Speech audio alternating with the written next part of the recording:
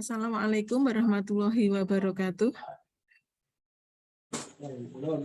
Waalaikumsalam warahmatullahi wabarakatuh. Alhamdulillahirabbil alamin. Telah hadir di sini Bapak Kepala BDK Semarang dan juga teman-teman peserta dari pelatihan aplikasi perkantoran gelombang 2. Semoga Allah selalu memberikan rahmat dan perlindungan pada kita semua sehingga perjalanan dari pelatihan ini itu nanti akan berjalan lancar dan kemudian tidak ada hal-hal yang menghambat perjalanan kita. Sekalian mengingat waktunya dan tadi mohon maaf tadi ada trouble di akun yang diberikan sehingga ini mohon maaf ini juga atas saran dari admin itu untuk memakai akun dari yang free sehingga nanti mungkin hanya 45 menit. Kemudian mengingat waktunya yang sudah sangat terbatas, langsung saja monggo dari Bapak Kepala untuk materi kediklatan. Terima kasih, meskipun tanya belum. Bu, ini pesertanya dari mana aja Bu pesertanya? Pesertanya itu dari Pekalongan, Surakarta, kemudian Kudus, kemudian Kulon Progo. Kulon Progo, ya. Purworejo. Dari Balai juga ada Pak. Apa? Ya, mungkin teman. Ada ini ada. Oke, siap. Mohon maaf ya Pak. Bismillahirrahmanirrahim. Assalamualaikum warahmatullahi wabarakatuh. Waalaikumsalam warahmatullahi wabarakatuh. Bismillahirrahmanirrahim. Alhamdulillahirabbil alamin. Wassalatu wassalamu ala asyrafil anbiya'i wal mursalin wa ala alihi wa ashabihi ajmain. Rabbi shrah li sadri wa yassir li amri wa hlul 'uqdatam min lisani yafqahu qawli, amma ba'du. Yang hormati Ibu Wideswara, yang hormati Ibu Wideswara yang jadi peserta.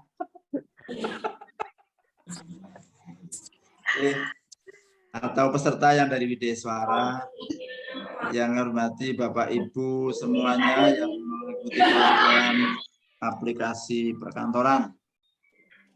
Alhamdulillah, puji syukur kita panjatkan kehadirat Allah Subhanahu wa taala atas karunia dan nikmatnya pada yang menjelang sore ini saya dapat diperkenankan, dipertemukan untuk bersama-sama dengan Bapak Ibu semua Semoga pertemuan ini menjadi bagian dari kita berjamaah dalam kebaikan dan akan mencari ridho Allah, mendapatkan ridho Allah, dan menjadi ibadah kita semua.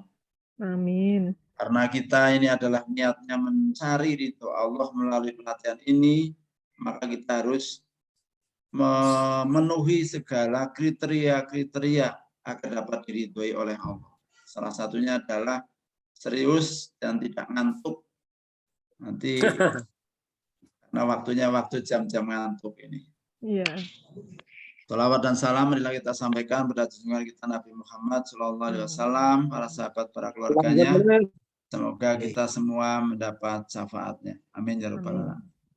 Bapak Ibu, mengingat waktu yang sangat terbatas, saya akan menyampaikan beberapa hal secara singkat. Nanti bisa dilanjutkan dengan diskusi sebelum waktunya habis. Yang pertama Bapak Ibu, bahwa sesuai dengan peraturan Menteri Agama nomor 19 tahun 2020 tentang penyelenggaraan pelatihan sumber daya manusia Kementerian Agama, bahwa pelatihan ditujukan untuk meningkatkan kompetensi sumber daya manusia Kementerian Agama agar dapat mewujudkan mencapai tingkatan sebagai orang-orang yang mampu mengamalkan 5 nilai budaya kerja Kementerian Agama, yaitu profesional, berintegritas, inovatif, tanggung jawab, dan selalu menjadi teladan. Ini yang terakhir itu penting sekali, yaitu kita dapat selalu menjadi teladan, kita menjadi uswah hasanah. Bapak Ibu yang kami muliakan, profesional itu adalah sebuah kebutuhan. Sekarang ini setiap orang dituntut untuk memiliki keahlian, profesionalitas, profesional, kemampuan, keahlian yang berbasis kepada ilmu pengetahuan, berbasis kepada latar belakang pendidikan, berbasis kepada uji kompetensi, berbasis kepada sertifikasi, dan implementasinya di lapangan. Itu namanya profesional.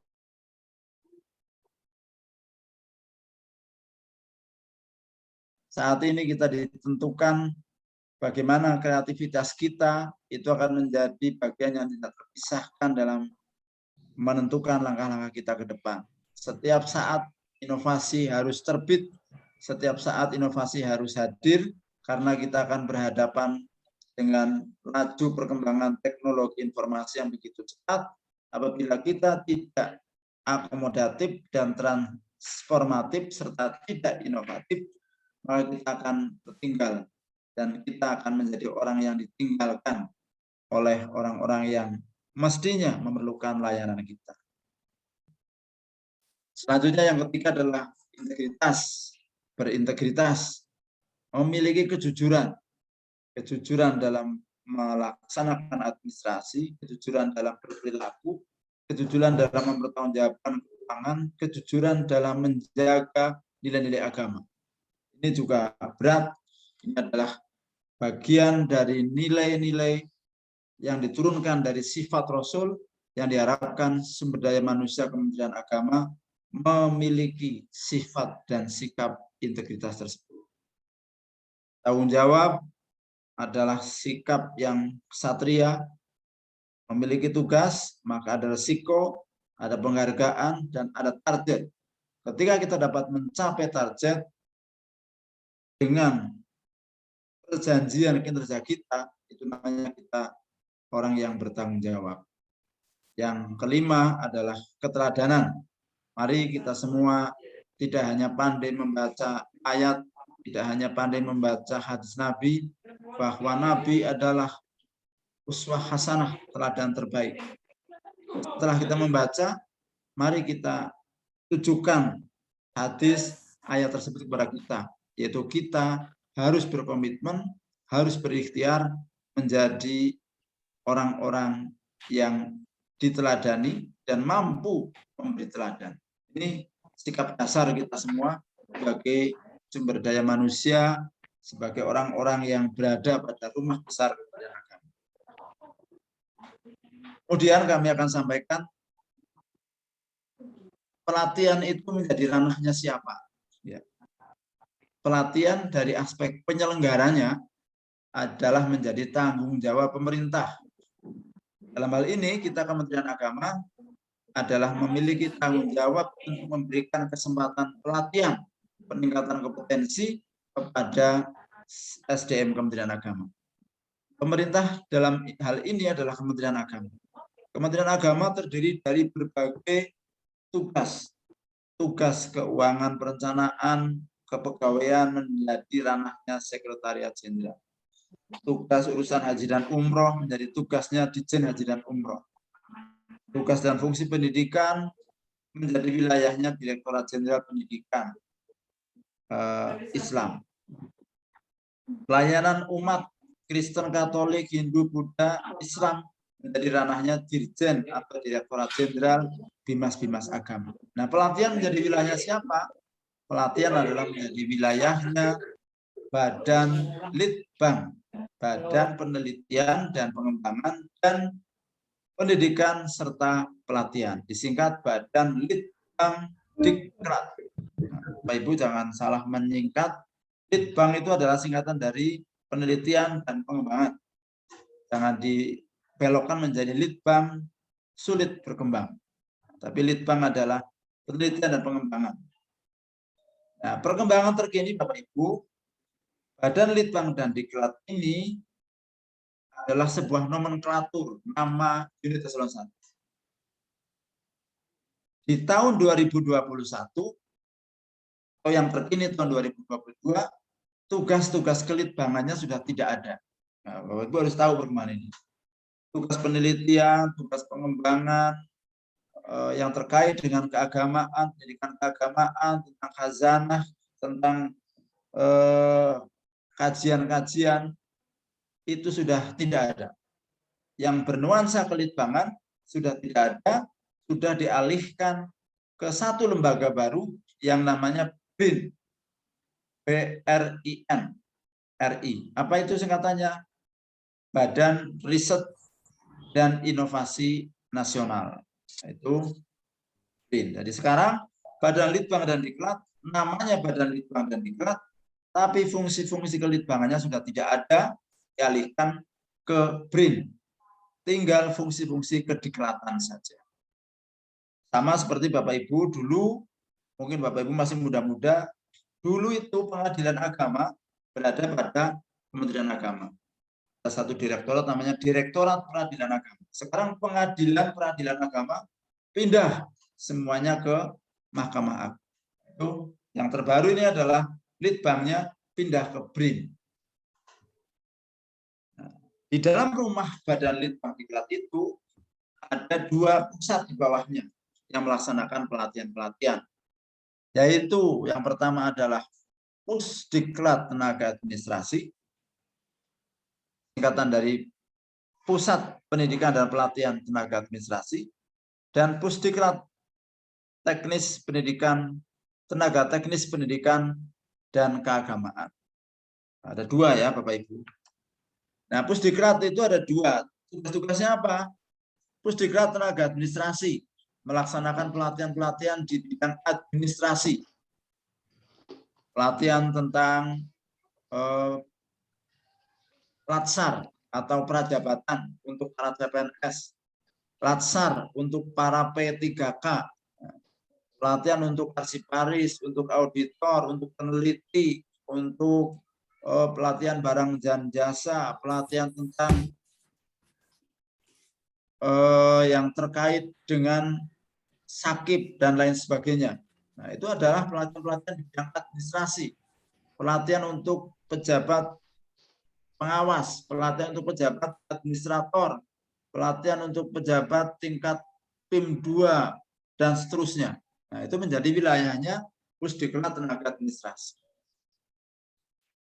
Sedangkan pelatihan-pelatihan yang satunya lagi, yaitu Pusdiklat Tenaga Teknis Pendidikan Keagamaan, yaitu pelatihan untuk para tenaga keagamaan, teknis keagamaan. Pelatihan untuk para penyuluh, untuk para penghulu, calon penghulu,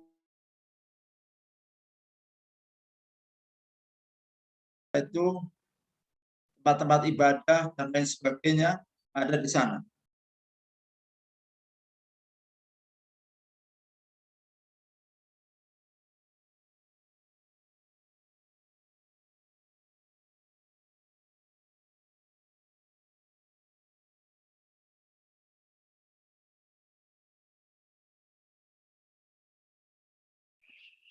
Pak, mohon maaf, suaranya Oke. keklik nih. Atur nuhun, Pak. Oke. Pelatihan untuk peningkatan kompetensi guru. Ya, bagaimana membuat soal yang bermutu penuh dengan analisis, kemudian bagaimana multimedia, bagaimana media pembelajaran, dan lain sebagainya. Sana. Itu adalah lembaga-lembaga pelatihan yang berada di Kementerian Agama. Kemudian dalam melaksanakan tugasnya, Bapak Ibu, tidak mungkin SDM sebanyak ini hanya di-cover oleh 2 pusdiklat. Maka pusdiklat punya anak di tingkat provinsi-provinsi, namanya adalah Balai Diklat Keagamaan atau BDK. Nah, kita ini Jawa Tengah dan Yogyakarta, BDK-nya adalah namanya BDK Semarang. BDK Semarang. Mewilayahi Jawa Tengah dan Yogyakarta. Kemudian, Bapak Ibu, saat ini ada 14 balai diklat. Ya, Jawa Tengah, Jogja, 1 balai diklat. Jawa Timur, 1 balai diklat. Denpasar, NTT, NTB, 1 balai diklat. Bandung, Jawa Barat, 1 balai diklat. Jakarta, Banten, Kalimantan Barat, 1 balai diklat. Dan seterusnya. Se-Indonesia ada 14 ditambah 2 yang baru, Lokadiklat menjadi 16. Nah, dalam melaksanakan tugas-tugas fungsi pelatihan itu, kita menjalin kerjasama dengan berbagai pihak. Nah, saat ini kerjasama kita adalah kerjasama dengan Kementerian Komunikasi dan Informasi, Kominfo, di bawah level atau pada jenjang BPP TIK, yaitu Badan Pengembangan dan Pelatihan Teknologi Informasi dan Komunikasi. Ini harus disyukuri bahwa kita punya keterbatasan, tapi kita punya relasi, sehingga keterbatasan yang tadinya kita tidak bisa menyelenggarakan pelatihan dengan jumlah output sekian ratus ribu, tapi dengan kita bekerja sama, bergandengan tangan dengan Kominfo, kita bisa menjangkau dengan berbagai fasilitasnya untuk melaksanakan pelatihan kerjasama.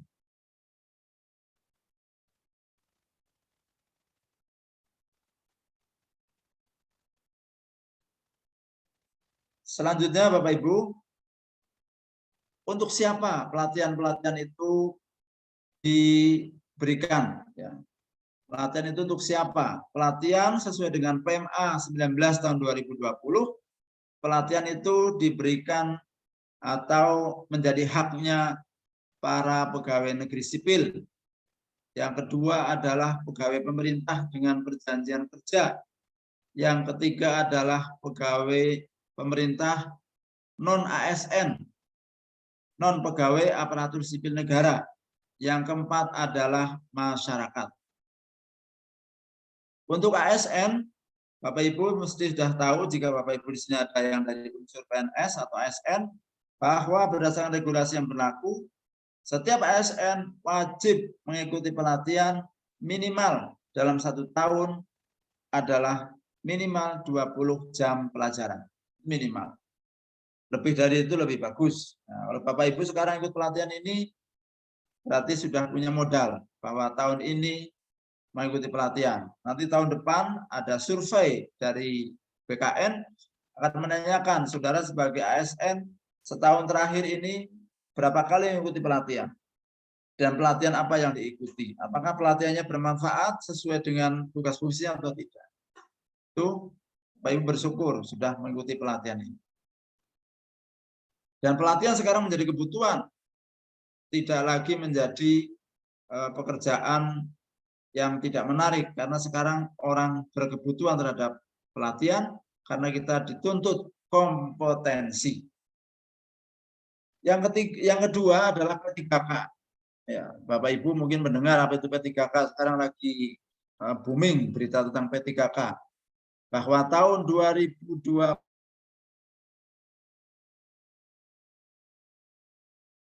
dan honorer akan dihapus, mereka dipersilakan mengikuti seleksi, yaitu seleksi CPNS dan CPPPK. Hanya ada dua nanti itu kategori ASN, yaitu PNS dan P3K. Untuk tahun 2021, Jawa Tengah sudah terseleksi, sudah ada 700-an P3K yang sudah sesaat lagi akan mengikuti pelatihan dasar. Mereka adalah punya hak untuk mengikuti pelatihan. Yang ketiga adalah NPASN, non pegawai aparatur sipil negara. Dikasih nomornya sama Ya. tiketing, terus saya hubungi. Jadi setelah saya hubungi, oh iya Pak, pesawatnya nanti di bandara. Ya, udah. Nah, yang NPASN tadi adalah mereka yang menjadi tenaga honorer di instansi negeri, di madrasah negeri, di kantor Kementerian Agama, di kantor urusan agama, mereka itu diberikan honor dari APBN. Nah, ini tahun 2023 sudah tidak ada lagi, sudah dihapuskan. Semua tenaga honorer yang dibayar dari APBN ditiadakan. APBN maupun APBD ditiadakan, dihapus. Persilahkan untuk ikut seleksi, peluangnya melalui CPNS atau CPPPK. Yang keempat adalah masyarakat. Ini luas sekali Bapak Ibu. Masyarakat yang melaksanakan tugas fungsi Kementerian Agama. Mulai dari guru ngaji, imam masjid, guru TPQ, imam musola, guru Raudatul Atfal, guru-guru non-ASN di madrasah swasta, yang mengurus zakat, mengurus wakaf, yang mengurus membantu pencatatan nikah dan lain sebagainya, itu adalah masyarakat yang melaksanakan tugas fungsi Kementerian Agama. Maka mereka pun diberikan hak untuk mengikuti pelatihan sebagai bentuk perhatian negara kepada mereka. Kalau aspek pendanaannya dibebankan kepada Direktorat Jenderal masing-masing, misalnya penyuluh agama honorer, penyuluh agama non-PNS, nah, mereka mendapatkan hak-haknya ataupun bantuan-bantuan dari direktorat terkait. Nah, ini banyak sekali. Maka Balai Diklat Keagamaan Semarang mulai tahun 2020 dalam kebijakan penyelenggaraan pelatihan selalu memberikan porsi yang proporsional untuk para unsur masyarakat ini. Jadi 33% alumni pelatihan yang kami targetkan adalah dari non pegawai negeri sipil atau non ASN atau non P3K.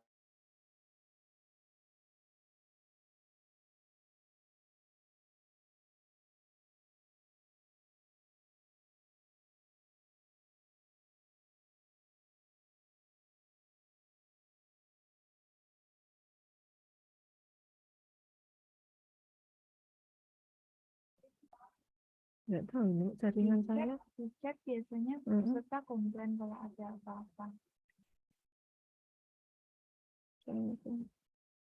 Pelatihan. Pelatihan yang sedang Bapak Ibu ikuti saat ini adalah pelatihan jarak jauh. Bapak Ibu harus bersyukur bahwa Bapak Ibu ikut pelatihan ini tanpa harus melalui seleksi, tapi langsung ditunjuk dan ditugaskan. Pada umumnya pelatihan-pelatihan jarak jauh yang kami laksanakan di BDK kami, BDK Semarang ini, untuk 1 tahun kami memerlukan kurang lebih 3.500 alumni pelatihan jarak jauh dari 7.000 alumni keseluruhan. Nah, 3.500 itu kami open bidding. Kami persilahkan semua yang punya minat dan ada materi yang diminati untuk ikut pelatihan tersebut. ternyata pendaftarnya untuk kuota 3.300, pendaftarnya mencapai 16.000. Saingannya berat, harus ada seleksi administrasi, tes tertulis, dan lain sebagainya. Alhamdulillah Bapak Ibu bersyukur tanpa melalui seleksi, Bapak Ibu tidak harus bersaing dengan ribuan peserta, Bapak Ibu ditugaskan. Maka dari itu manfaatkanlah sebaik-baiknya kesempatan ini menjadi kesempatan yang langka, kesempatan emas. Apalagi materinya adalah materi aplikasi perkantoran. Ini sangat penting dalam rangka untuk menata perkantoran yang berbasis pada sistem pemerintahan berbasis elektronik. Jadi pemerintahan ke depan semuanya berbasis elektronik. Dan itu bisa dikembangkan dalam tata kelola di lembaga-lembaga swasta, masjid, di madrasah, di pondok pesantren, dan lain sebagainya. Itu bisa diterapkan.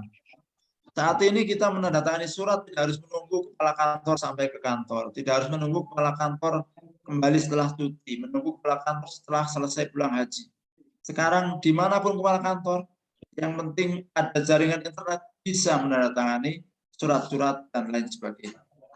Itu contoh bahwa dengan teknologi informasi kita bisa melawan. Kalau seperti ini kok jawabannya kok langsung lindes, Mbak. Sorry ya Mbak, tak ganggu. Kendala yang isinya langsung di sini ya, tidak di luar. Terkendala oleh ruang dan waktu, bisa kita bebas, kita lewati dengan teknologi informasi. Ini kan Bu Budi yang punya. Saya bukanya di sini. Budi kan kreator. Kemudian pelatihan berikutnya adalah pelatihan di wilayah kerja. Ya, Bapak Ibu barangkali ada yang pernah ikut pelatihan kerja atau disingkat PDWK. Pelatihan yang dilaksanakan oleh kami Teknikrat, tapi penyelenggaraannya di daerah-daerah. Nah, setiap kepala balai, setiap kepala kantor agama diberi kesempatan untuk mengusulkan pelatihan-pelatihan yang mereka perlukan, dan kami akan menyelenggarakan di sana setidaknya 2 jenis pelatihan. Dan itu nanti penentuan pesertanya berdasarkan database sistem informasi pelatihan dan kedikiratan yang ada di admin masing-masing kabupaten kota. Yang berikutnya adalah pelatihan reguler atau pelatihan klasikal. Yang tadi pelatihan PDWK adalah pelatihan sepenuhnya ditanggung oleh kami biayanya, mulai dari akomodasi, transportasi, konsumsi, uang harian sepenuhnya dari kami. Selanjutnya adalah pelatihan reguler, yaitu pelatihan yang dilaksanakan di kampus Balai Diklat Keagamaan Semarang.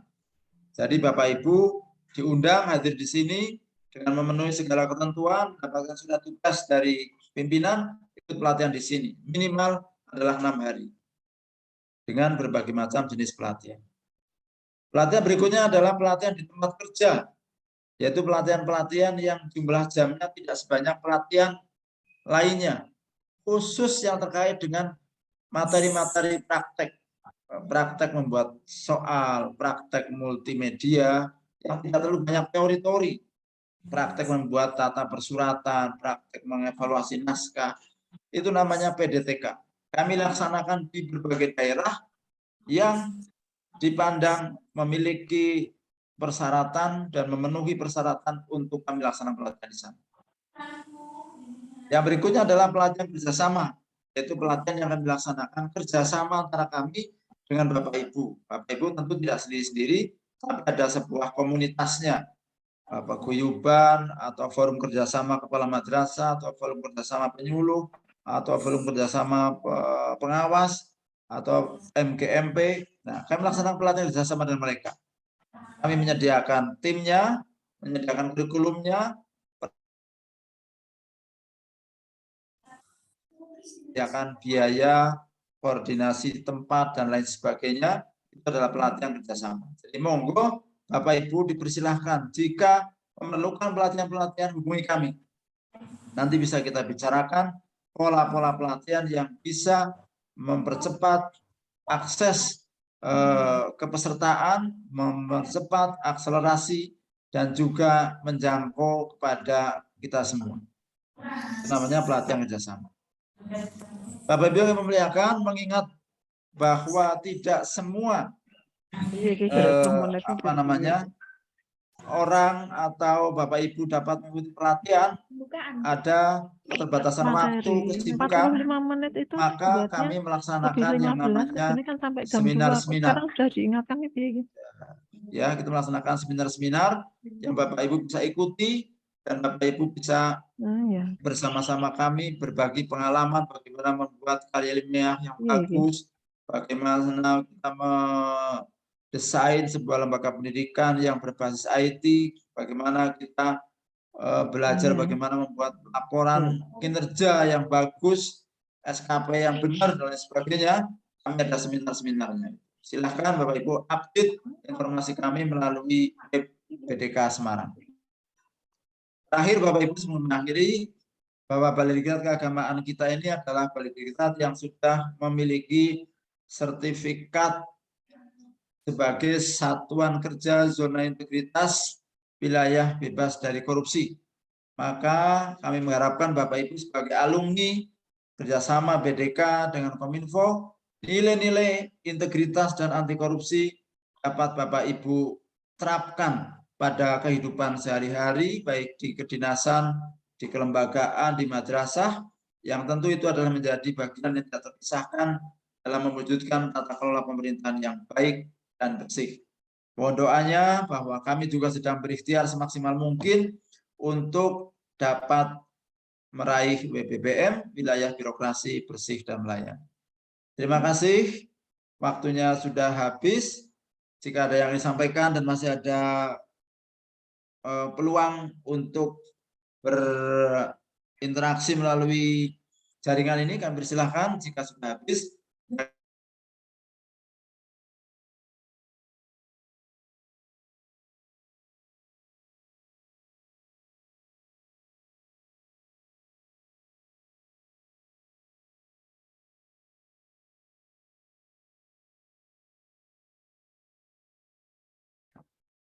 Mohon maaf teman-teman, ini waktu mungkin masih sekitar 2 menit. Adakah yang mau ditanyakan?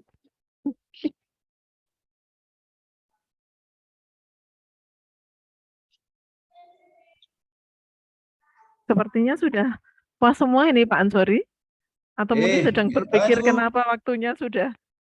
Ya. Itu Mas Muhammad Hidayat itu. Mas Muhammad Hidayat. Monggo. Oh iya betul. Silahkan Pak Muhammad Hidayat. Silahkan. Oh, Mas sebentar. Muhammad Hidayat. Ya, sebentar saya hidupkan dulu. Ya. Muhammad Hidayat. Muhammad. Bentar. Bapak Ibu yang ingin berbicara, unmute-nya dibuka nggih? Nah. Oke, siap. Oh ya. Ya. Baik, terima kasih langsung ke Mawon. Di sini itu kan yang mengikuti pelatihan itu kan banyak Bu, dari ASN, dari penyuluh pun ada yang honorer gitu ya. Ya seperti saya kan masih masih honorer lah. Itu untuk pelaporan kinerja itu kan tidak sama. Lah itu apakah nanti akan difasilitasi atau akan dilatih cara melaporkan kinerja itu secara umum atau secara khusus untuk ini ASN, ini non ASN gitu Bu. Terima kasih. Iya, Pak. Oke. Sementara ini yang kita ada regulasinya untuk membuat laporan kinerja atau SAKI itu adalah SAKI. SKP itu adalah untuk ASN. Ya, jadi yang sekarang regulasi-regulasi arahnya capaian kinerja atau SKP itu adalah untuk aparatur sipil negara. Untuk non ASN mungkin bisa diatur oleh masing-masing kebijakan, apa itu kantor Kementerian Agama atau itu oleh kepala madrasah. Jadi sementara ini yang diatur dengan detail, dengan jelas, harus dipertanggungjawabkan, ada ukuran-ukurannya, ada kriterianya adalah untuk ASN. Oke, siap, terima kasih. Ya demikian Bapak Ibu. Mungkin karena waktunya saya takutnya ini terhenti dengan tiba-tiba. Ya, mungkin ada satu pertanyaan lagi saja, satu saja. Ya. Tapi kalau sudah kita tutup. Ya Bu. Ya, silakan. Ya ada Pak Bu nih. Nur Wahid, monggo. Ya, terima kasih Bapak. Ini untuk diklat seperti ini. Kalau untuk yang fungsional seperti guru mungkin ya, ini bisa mendapat poin nilai. Terus kalau untuk staf atau fungsional, apakah ini bisa untuk apa namanya peningkatan grade seperti itu, Bapak? Terima kasih. Matur nuwun Pak Wahid. Untuk hasil kemanfaatan pasti dengan pelatihan ini akan banyak konsep bagaimana mendesain aplikasi-aplikasi untuk memudahkan layanan, kantongan layanan. Walaupun ibunya perkantoran, dengan bisa terapkan untuk mengelola koperasi, mengelola madrasah, pondok pesantren, masjid, dan lain sebagainya. Itu bisa. Kemudian sertifikatnya itu bisa juga digunakan sebagai salah satu bukti bahwa jenengan punya kompetensi di bidang ini. Suatu saat ada seleksi penerimaan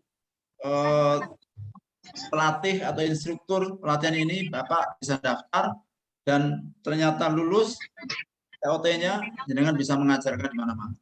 Ngaten nggih Pak Wahid. Terima kasih untuk saya pindah dulu. Nih, untuk semua jawaban dan untuk semua kegiatan kita. Semoga apa yang kita pelajari hari ini bermanfaat. Kemudian tentu saja kami ucapkan terima kasih kepada Bapak Kepala yang telah menyampaikan materinya dan juga untuk antusiasisme teman-teman semuanya.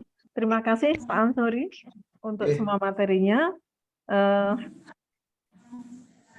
Berikutnya nanti kita akan tutup dulu Bapak Ibu. Kita akhiri dulu nih. Setelah ini juga Bapak Kepala juga akan mengisi yang lain, jadi tetap harus ditutup. Terima kasih untuk semuanya. Kami akhiri, tapi untuk teman-teman jangan tutup dulu karena kita akan foto bersama. Yang tadi sudah foto, tapi nanti yang urusannya dengan daftar hadir. Terima kasih. Kami akhiri. Wassalamualaikum warahmatullahi wabarakatuh.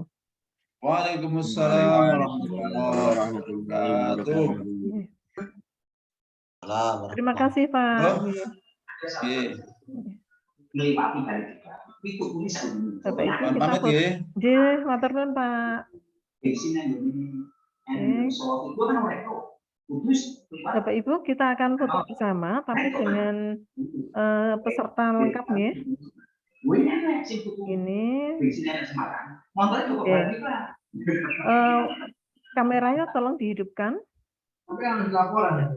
Satu.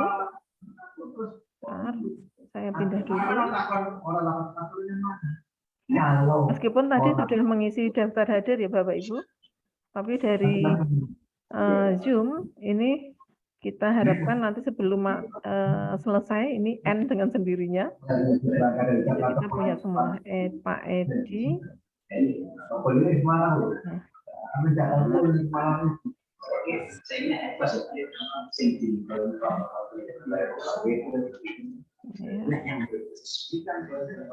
Satu lagi. Ini Pak Mulisi. Pak Mulisi sudah. Lina. Pak Nukman.